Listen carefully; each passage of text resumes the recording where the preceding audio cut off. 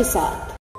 ढलते सूर्य को अर्घ देने के लिए आस्था के महापर्व छठ पूजा में काशी के घाटों पर आस्थावानों का सैलाब उमड़ पड़ा। लोक आस्था के महापर्व छठ का रंग वाराणसी समेत पूरे पूर्वांचल में देखने को मिला और लोगों ने अस्ताचलगामी सूर्य को अर्घ्य दिया। बीते शुक्रवार को नहाय खाए के साथ शुरू डाला छठ के तीसरे दिन यानी रविवार को व्रती माताओं ने अस्ताचलगामी सूर्य को पहला अर्घ्य दिया। साथ ही सोमवार को सुबह उगते सूर्य को अर्घ्य देने के बाद 24 घंटे के व्रत का पारण करते हुए 4 दिवसीय अनुष्ठान का समापन भी हो जाएगा। व्रती माताओं ने शुक्रवार को खरना का व्रत रखते हुए शाम को खीर रोटी खाया। रविवार की शाम को स्नान करने के बाद नए परिधान ग्रहण करते हुए महिलाएं फल, गन्ना, लाल कंदा, फूल, माला, अगरबत्ती, धूप बत्ती सहित अन्य संबंधित पूजन सामग्रियां लेकर गंगा घाटों, तालाबों, जलाशय आदि के किनारे पहुंच गई। पूजन सामग्री के साथ लोटे में जल लेकर व्रती महिलाएं पानी में खड़ी हो गईं और परिजनों द्वारा अर्पित किए गए जल से अस्ताचलगामी सूर्य को पहला अर्घ्य दिया। इसके बाद छठी मैया का गीत गाते हुए महिलाएं घर चली गई, जो अब दूसरे दिन यानी सोमवार को उगते सूर्य को अर्घ्य देकर अपने 4 दिवसीय अनुष्ठान का समापन करेंगी, जिसके बाद सगे संबंधितों सहित अन्य लोगों को प्रसाद देंगी। बता दें कि यह व्रत माताओं द्वारा अपनी संतानों के दीर्घायु सहित सुख, समृद्धि, यश, कीर्ति आदि के लिए रखा जाता है। सामने घाट से लेकर राजघाट सहित शहर के सूर्य सरोवर व कुंड तालाबों पर श्रद्धालुओं की भारी भीड़ जुटी। इस दौरान गंगा घाटों के साथ शहर के कुंडों, तालाब व सरोवरों की सजावट की गई है। इन सभी जगह मेले जैसा माहौल दिखा। कहीं शहनाई बज रही है तो कहीं बैंड बाजे। इस विहंगम दृश्य को देखने के लिए लोग दूर दराज से पहुंचे थे। आइए अपने सहयोगी अमित मिश्रा से जानते हैं सर्वाधिक भीड़ वाले दशाश्वमेध घाट का नजारा। नमस्कार दर्शकों, सिटी वाराणसी लाइव की तरफ से हम इस समय आपको दिखा रहे हैं बनारस के पवित्र घाटों से आज जो डाला छठ का महापर्व है। हम आपको बता दें 2 दिन पूर्व से ये पर्व तो प्रारंभ हो गया है, लेकिन आज ढलते हुए सूरज को जब अर्घ दिया जाता है, उनसे परिवार में और पूरे विश्व में जीवन में मंगल कामना की जाती है। तो उसका एक नज़ारा आप देखें। लोक पर्वों की बात करें तो लोक पर्वों में सबसे बेहतरीन और सबसे बड़े पर्वों में से एक पर्व माना जाता है इस छठ के महापर्व को। हम अलौकिक रूप में तो ईश्वर की आराधना करते हैं, लेकिन लौकिक रूप में हमारे समक्ष जो भगवान सूर्य हैं, उनकी आराधना का एकमात्र इतना बड़ा पर्व जो किसी ज़माने में केवल बिहार में प्रसिद्ध था, आज धीरे धीरे यह पूरे विश्व में प्रसिद्ध हो गया है। हम न्यूयॉर्क की बात करें, शिकागो की बात करें, यूरोप की बात करें, चाहे भारत की बात करें, पूरे विश्व में जो भी सनातन धर्मी हैं वो अपने अपने शहरों में कुंडों के पास, जलाशयों के पास, नदियों के पास, सरोवरों के पास, झील के पास, और काशी की बात करें तो माँ गंगा के आंचल में बैठकर भगवान सूर्य को अर्घ देने का कार्य कर रहे हैं। इस समय हम दशाश्वमेध घाट और राजेंद्र प्रसाद घाट के मध्य में खड़े हैं। आप देख सकते हैं ये नज़ारा, ये घाट का वो नज़ारा है जो पूरी तरह से इस समय छठ मैया के व्रती महिलाओं और पुरुषों तथा भगवान सूर्य को अर्घ देने वाले लोगों से पटा पड़ा है। चारों ओर छठ मैया के गीत बज रहे हैं और इस आध्यात्मिक बेला में जो एक ये महान पर्व मनाया जा रहा है, यही है भारत देश के सनातन धर्म की लोक परंपराओं का निर्वहन। जैसा कि मैं आपको बता रहा था, यहाँ पर घाटों पे तो आस्था की एक चादर फैली हुई है, लेकिन इस बार माँ गंगा के मैं बाढ़ की स्थिति बता दूं, इस वर्ष एक ऐसा समय आया जब ये चौथी बार माँ गंगा में बाढ़ की स्थिति है। आप देखें दूर दूर तक गंगा की लहरें और तीव्र लहरें हैं।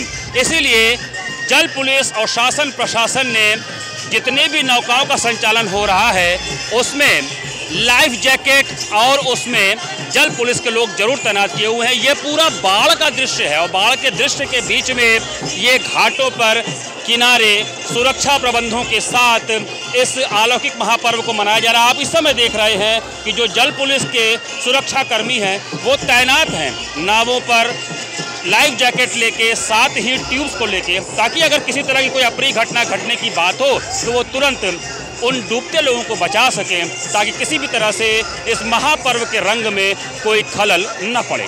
इस समय हम राजेंद्र प्रसाद घाट के ठीक बगल में खड़े हैं। इस समय आप देख सकते हैं सारी व्रती महिलाएं यहाँ पर चूँकि इंतज़ार कर रही हैं भगवान सूर्य को अर्घ देने का।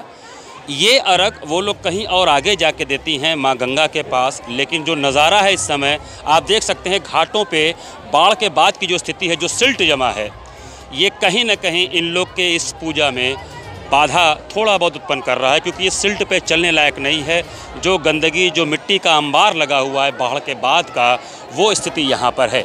फिर भी किसी तरह इस पर्व का पालन करते हुए लोग इसे मना रहे हैं। हम आपको बता दें कि अब से 7-8 दिन बाद ही एक महापर्व देव दीपावली भी बनारस के कई घाटों पर, सारे ही घाटों पर एक साथ मनाई जाएगी। ऐसी स्थिति में आप देख सकते हैं लोगों को चलने फिरने में एक दलदल नुमा स्थिति बन गई है।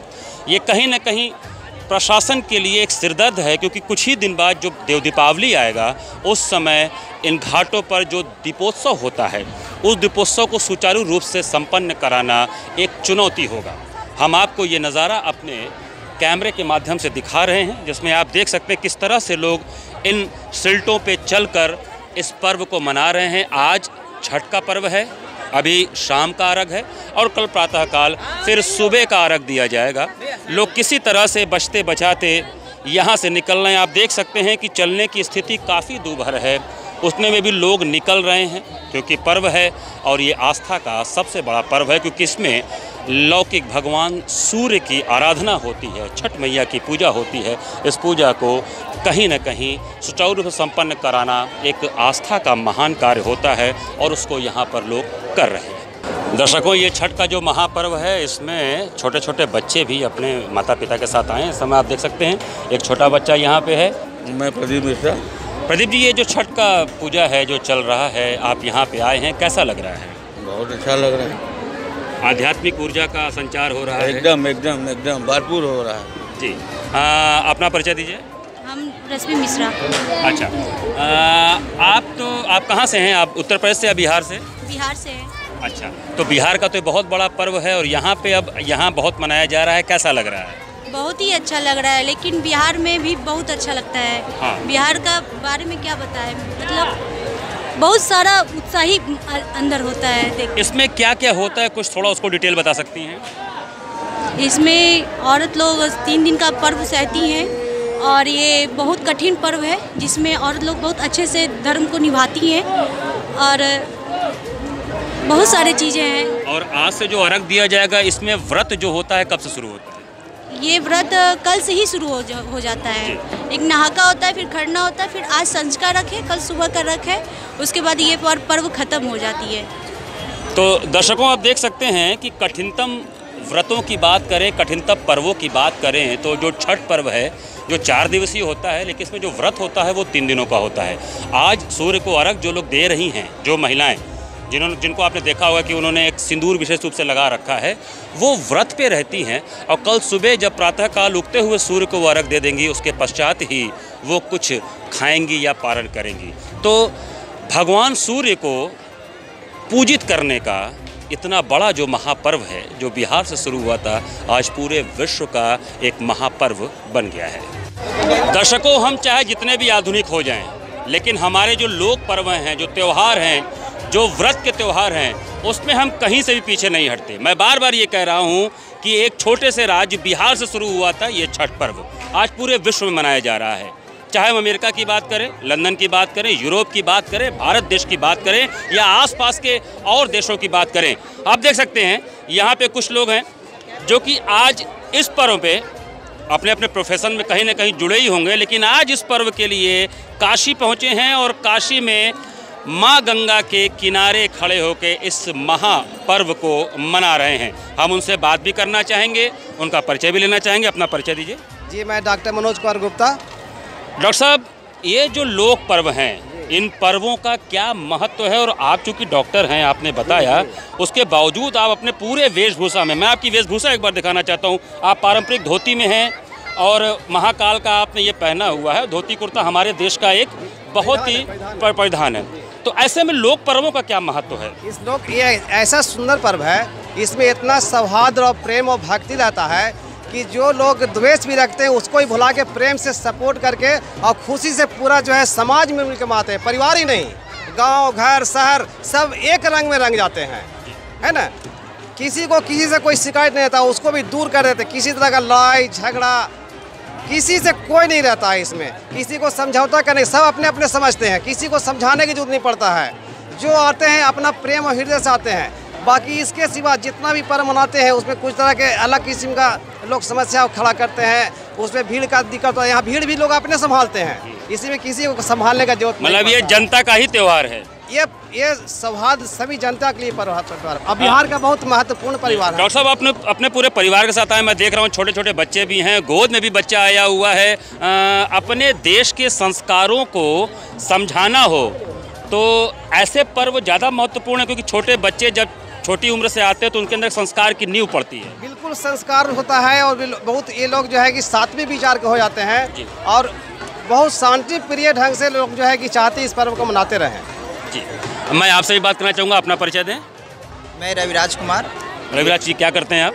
मैं राजकोट में जॉब करता हूँ। मैं भी इस खास पर्व के लिए मैं छुट्टी लेकर और एक कुछ दिन के लिए मैं आया हूँ घर पर मम्मी पापा से मिलने के लिए। और ये पर्व मुझे मनाना बहुत सुंदर लगता है, ताकि और क्योंकि ये पर्व एक ऐसा है ताकि जो दूर दूर काम करते हैं सारा लोग एक साथ में मिलकर और ये पर्व को सेलिब्रेट करते हैं। लोक पर्व जो है, जहाँ पे भगवान सूर्य जो कि लौकिक ईश्वर के रूप में माने जाते हैं, उनकी आराधना करना कितना सुकून देता है। ये एक मतलब समझिए, अगर ये पर्व एक साइंस से भी जुड़े हुए हैं, ये धार्मिक से भी जुड़े हुए हैं, ये आप पे निर्भर करता है कि आप इसे कैसे समझते हैं, कैसे मनाते हैं, कैसे आप इस पे मतलब मनाते हैं। हम आपसे भी बात करना चाहेंगे, अपना परिचय दें।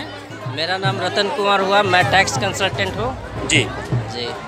और रतन जी, आप टैक्स कंसल्टेंट हैं, आपने बताया, मतलब अलग अलग विधाओं के लोग एक ही परिवार में हैं और यहाँ आए हैं। पर्व को मनाना या इसके पीछे का जो अध्यात्म है, भगवान सूर्य की आराधना, छठी मैया की पूजा, उसके बारे में कुछ हमें बताएं। सबसे पहली बात है कि ये स्वच्छता का पर्व है। इसमें सबसे पहली चीज़ है कि लोग अपने आसपास के माहौल को, तन मन सब चीज़ को स्वच्छ करके एकदम निर्मल होते हुए तो त्यौहार मनाते हैं।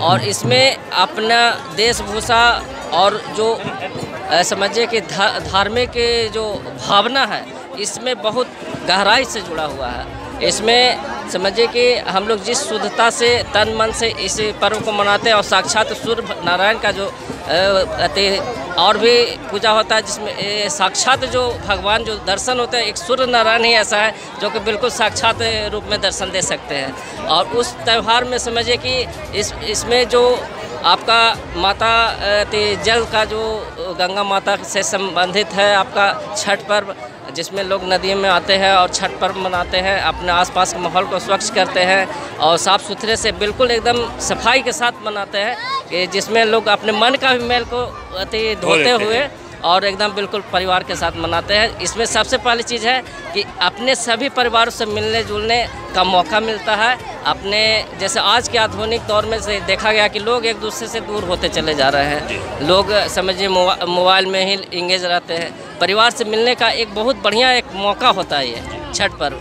और ये हम लोग को बहुत पसंद है। जैसे हमारे एक भाई गुजरात में है, एक कोलकाता में है, और मैं गया बिहार से आया हूँ। सब लोग एक जगह आए और यहाँ बनारस में मैं आया हूँ, दूसरी बार आया हूँ मैं। और मुझे यहाँ का भी व्यवस्था प्लस में मैं अपने भी जगह पे जो मनाता हूँ, समझिए कि जहाँ भी छठ पर्व होता है, समझिए जो निर्मलता और जो स्वच्छता के साथ मनाया जाता है, वो सबसे बड़ी चीज़ है। ठीक है, हम माता जी से बात करिएगा। माता जी, आप पूजा कर रहे हैं, ईश्वर से क्या मना रही हैं, क्या कामना कर रही हैं?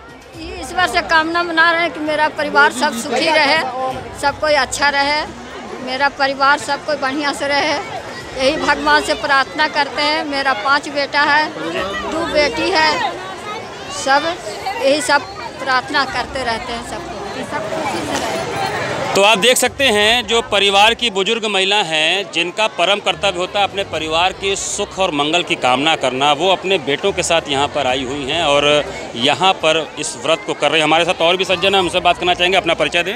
विशाल वाजपेयी मेरा नाम है, मैं इंग्लिशा लाइन से आया हूँ। विशाल जी, ये जो पर्व है, इस पर्व का जो महत्व है, जो ईश्वर की आराधना, भगवान सूर्य की आराधना की जाती है, इस पर हमें बताएं। हमें बहुत ही अच्छा लग रहा है। यहाँ सब महिलाएं सब एक तरीके से है, सबको एक तरीके से पूजा कर रहा है। हम यही देखने आए और कुछ नहीं, बस यही देखने आए, देख के निकल जाएंगे। आपकी क्या कामना है, आप क्या मना रहे हैं? हम मना रहे हैं सब कायदे से रहे, सब कायदे से रहे। प्रधानमंत्री मेरे और आगे बढ़े, योगी साहब और आगे जाए, प्रधानमंत्री और आगे जाए, वोट अपना और अधिक उनका बने, हर तरह से फिट रहे।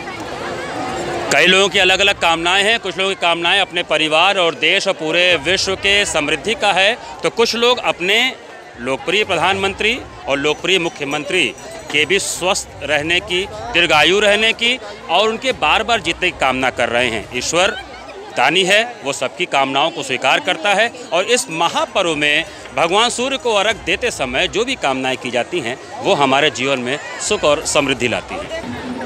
मुझे ये तो नहीं पता ये कितने सालों से चलता आ रहा है, पर मैंने जब से अपना होश संभाला है तब से मैं जल का अर्घ देने आती हूँ, शाम को और सुबह।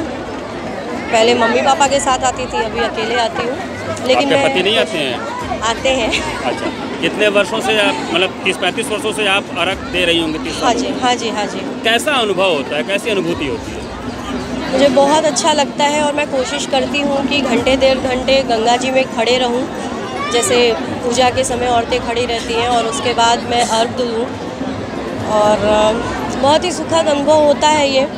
और अपने परिवार, देश, विश्व के लिए क्या कामना करती हैं? बस सब कुछ अच्छा हो, सब कुछ सुखद हो, बस यही कामना है। क्योंकि कोरोना काल के बाद से फिर से हर्षोल्लास के साथ त्यौहार मनाए जा रहे हैं, ऐसे में ईश्वर से क्या विशेष प्रार्थना है? ये मैं देख रही हूँ क्योंकि कोरोना के बाद अब मैं आई हूँ यहाँ घाट पे छठ के पर्व पे, तो इस भीड़ को देखते हुए लगता है शायद कोरोना कुछ था ही नहीं, लेकिन लगता है कि नहीं, अभी भी हमें बचना चाहिए इस चीज़ से। जैसा मैं देख रही हूँ तो अपनी सिक्योरिटी अपने ही हाथ में है, तो अपनी सुरक्षा करना हमारी जिम्मेदारी है और दूसरों को भी समझाना चाहिए और समझना भी चाहिए। भावना जी, ये जो आपने ये जो सजा रखा है और इसको साड़ी से बांधा हुआ है, कोई विशेष चीज़ है?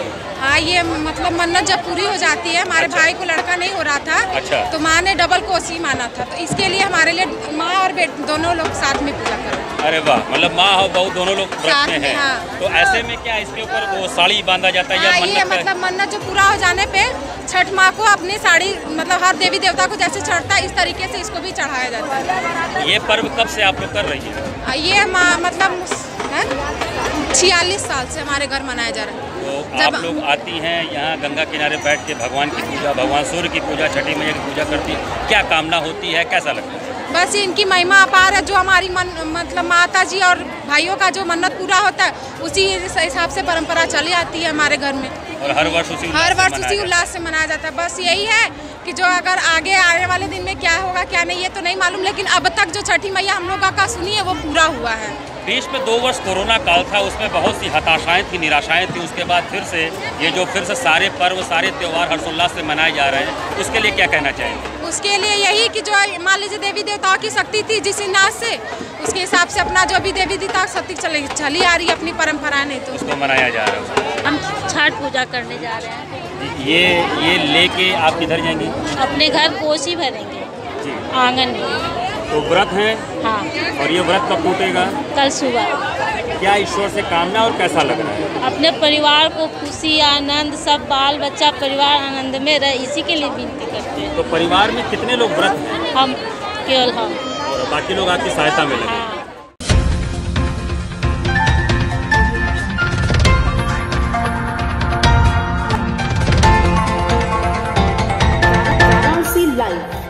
सच के साथ।